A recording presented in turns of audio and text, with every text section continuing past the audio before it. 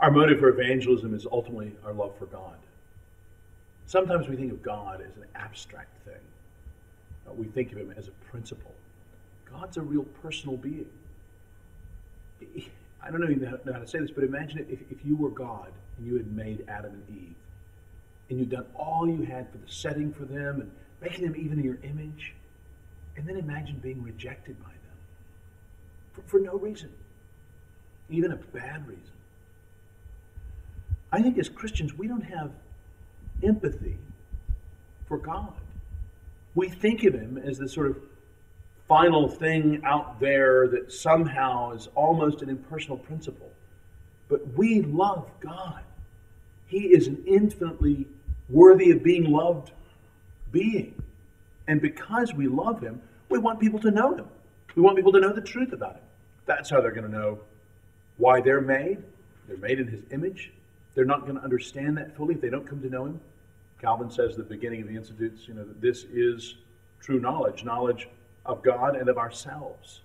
And how can you have one really without the other? Well, that's what we see when we see friends who aren't Christians. Because they don't know God, they don't even fully understand what it means to be human. Now, that doesn't mean that we treat them as less than human, we don't value them. No. We're all made in the image of God, but it's part of our love for God that we want him to be known and loved and appreciated by those made in his image. And then a follow-on from that, it's just like Jesus said in the two great commandments, is our love for our neighbors. Our love for God, our love for our neighbors. We want to see them have this same mercy that we've received from God. We want to see them forgiven of their sins. Now, what if you say, I don't feel that kind of empathy in my heart for God or for other people, frankly? Well, a couple of observations. One, some people are more naturally empathetic. We just have to realize kind of what's our basic state in life. Do we naturally empathize with our spouse, our children, our friends? Some of us don't as much as others. All right, so given what your sort of normal emotional range is of empathy, how can you increase within that range, or even by God's grace go beyond that, in your love for God and for others? I don't know any shortcut. You pray. You're dependent upon God. But identify it. See that's what's going on. And pray for God to raise those affections in you. Because we're made to operate, in part, on our affections. Those are not a result of the fall. That's part of who we are as creatures made in God's image. A God who loves, a God who has wrath. We have an attraction. We have a repulsion. It's part of our natures. We want to be attracted to the right beings. We want to be attracted to God.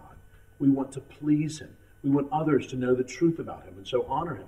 And we want to be good to and bless others. We want to be attracted by them. We want to naturally care about a person when we walk past them. We want to have our bowels of mercy, as the Puritans would say, sort of ready and full so that we have sympathy and compassion with people naturally. And if we find that increasing, that will increase our evangelism. I think if we want to see that increase, it's natural that we study the scriptures on God, on people, and that we pray particularly. Perhaps we also heed the psalmist's counsel again and again and remember how God has treated us in great mercy. And so we pray that through our own memories of God's kindnesses to us, somehow that will stir up in us a desire to see other people experience that same mercy, and so God receive more glory.